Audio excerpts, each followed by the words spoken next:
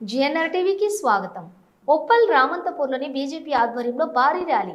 కేంద్ర ప్రభుత్వం చట్ట సవరణ చేసిన వక్ఫ్ బోర్డు అమెండ్మెంట్ బిల్లును వెంటనే తెలంగాణ రాష్ట్రంలో అమలు చేయాలని భారీ ర్యాలీ.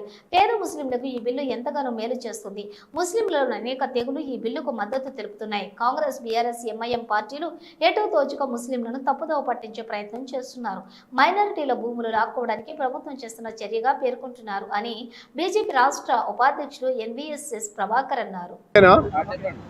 ఇటీవల కాలంలో లోక్సభలో, రాజ్యసభలో భారత ప్రధాని నరేంద్ర మోడీ గారి యొక్క నాయకత్వంలో వక్ఫ్ బోర్డు యొక్క అమెండ్మెంట్ బిల్లుని ప్రతిపాదించడం, దానికి ఇటు లోక్సభ, రాజ్యసభలో ఆమోదించడం కూడా జరిగింది.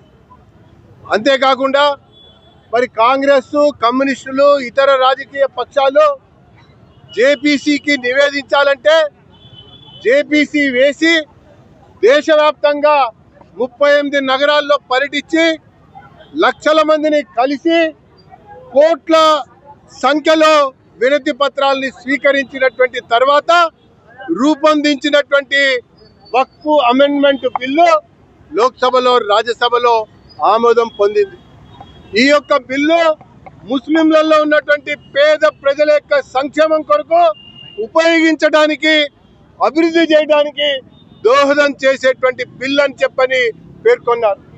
దాంతోపాటుగా మరి వక్ఫ్ ప్రాపర్టీని కొంతమంది వ్యక్తులు దాంట్లో ఉన్నటువంటి కొన్ని సెక్షన్లని ఆధారంగా చేసుకొని సాధారణ సామాన్య ప్రజానికాన్ని ఇబ్బంది పాలు చేస్తున్నటువంటి సంఘటనలు, సందర్భాలు, సన్నివేశాలు అనేకం కూడా వెలుగులోకి వచ్చాయి.